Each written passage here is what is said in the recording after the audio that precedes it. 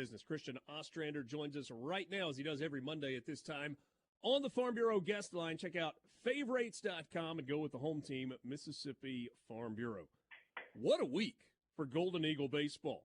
It started last Tuesday when in Hattiesburg, Southern Miss handed Alabama just its second loss of the season, a 9-7 win. Then 8-4 on Friday night against Marshall, 2-1 in 13 innings on Saturday, and 7-5 yesterday to finish off the sweep. Coach, why don't you just do it like that every week? Yeah, I wish we could, man. That was awesome. Anytime you have a 4-0 week, you take it. So it was a good week for us, no doubt.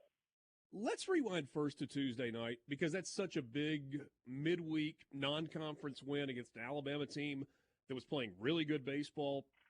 They took 2 of 3 from Tennessee at home this weekend. The only loss prior to you guys was I think a 12-inning loss to Dallas Baptist. What did that win in particular mean for your ball club?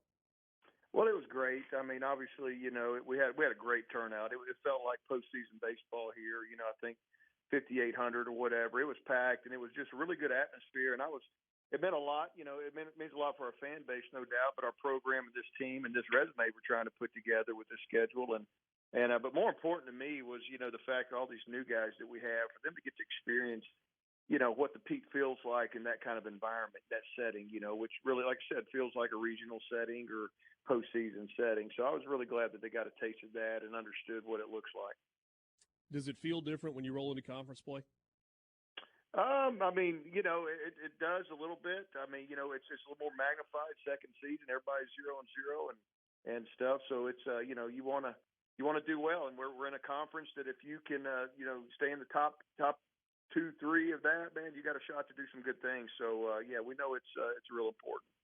So, Oz, that formula that for about 3 or 4 weeks now you've used and has worked so well on Fridays was good for you as well. Nico Mazza gets you into the 7th inning, been kind of getting to that mark in the game, and then you're able to hand it off to Cross Sibley at the end.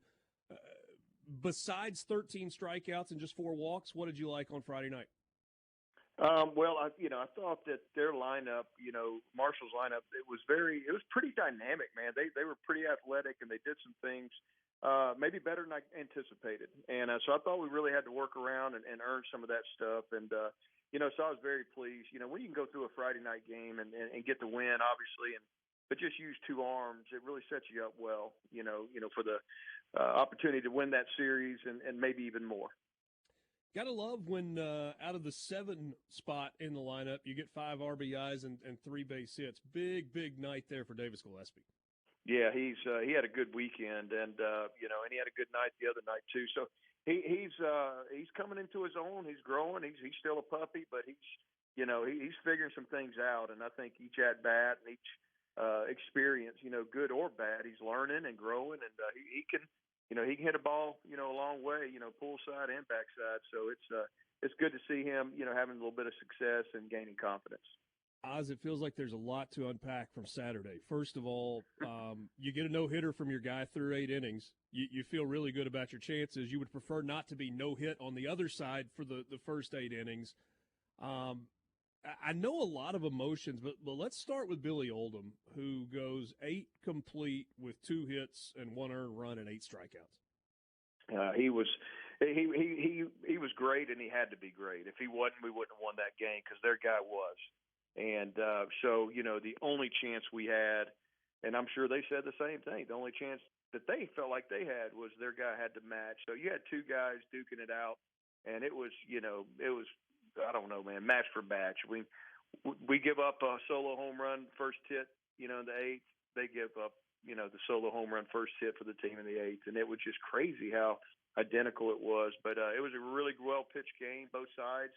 And, it was just a grind. It was crazy. I've never seen anything like it. And, just thankful that we were on the positive end of it. All right, so correct me if I'm wrong here. I want to make sure I get this phrasing right. A walk-off overturned catcher's interference. Is that right? Yes. Yeah. Okay, you got to explain that to me.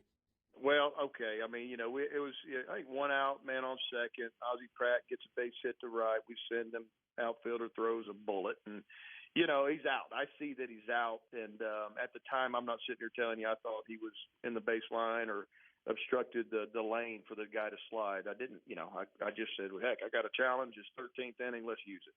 And, so they go and, and then look at it, and it takes a while. And I'm kind of, my mind, I'm going, okay, this is interesting.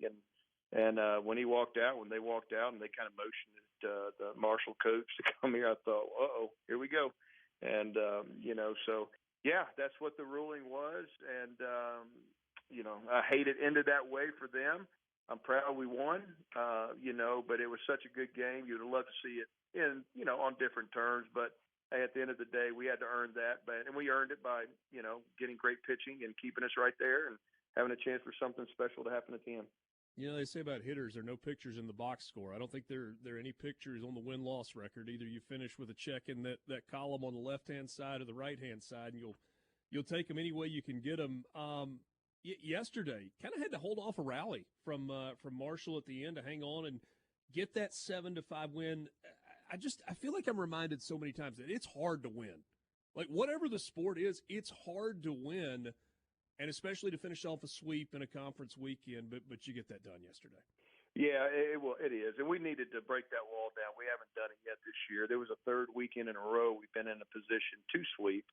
And didn't get it done against Tech, didn't get it done against Indiana State. But, proud of the guys for, figuring that out. And, if you do something once, you can do it again. So now they know, this is what it looks like. This is how it's done and what we have to do. So, but it is hard, man. You got to do so much right, and backs against the wall, nothing to lose. And they put a few hits together, and, before you know, you're going, okay, it gets a little more interesting. But we were able to finish it out, and very proud of the week.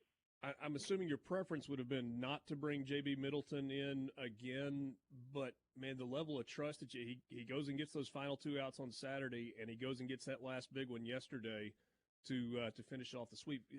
I feel like maybe your trust is continuing to grow with him. Is that fair? I think that's accurate. Yeah, I think JB's done a great job. Sure, Alabama hit him a little bit, that Tuesday evening, and made it real scary. They got momentum, and man, it's hard to stop. And that was a really good offense, and so it was awesome to see JB bounce back and get 2 saves, and this weekend on back-to-back days. So proud of him and proud of all the guys. I thought they threw the ball really well this weekend. Yeah, that every Monday we talk to you, we talk to Chris Lamonis, we talk to Mike Bianco. I'm going to ask all three of you this question. 4 weeks of non-conference play and then the first week of league play. What have you learned about your team? Well, there's no doubt we've grown. 20 games into it, man. I think personnel-wise, we got a pretty good grasp on it. I think there's still a few areas that we can continue to shore up. I think the catching spot is still it's competitive. I got 3 freshmen, duking it out, and I love it. I'm proud of them, and I think they're doing it. I'm just ready for one to say, hey, I'm the alpha and let me have it. And, and just a few things with the bullpen, still learning a few things there. But overall, really like the rhythm, that we've established and, where things are. And but we got a long way to go. We got a lot we can continue to improve upon. Third straight week, you face an SEC team in the midweek, a big one coming up tomorrow night. It'll be a chilly night in Pearl. I feel like we're getting a little spoiled with the weather early. A little cold tomorrow night with Ole Miss, and then got to go on the road this weekend to Statesboro to face Georgia Southern. Just kind of some quick thoughts on the week coming up. Well, anytime you're on the road all four, it's going to be challenging, and again, it's just another great opportunity tomorrow to play a SEC foe in-state foe that we have a ton of respect for. I know they got a good team, and we'll have to go play good baseball and earn that, but. Then you get on the bus and you're on the road non-conference or for conference play at Georgia Southern. First time for me to be there and probably any of these kids. So we're looking forward to that. And I know they got a good club and good team and that we're going to have to go and play good baseball there. So, every day you learn something new and look forward to, what this week brings and starting with tomorrow. I really enjoy these conversations on Monday. Appreciate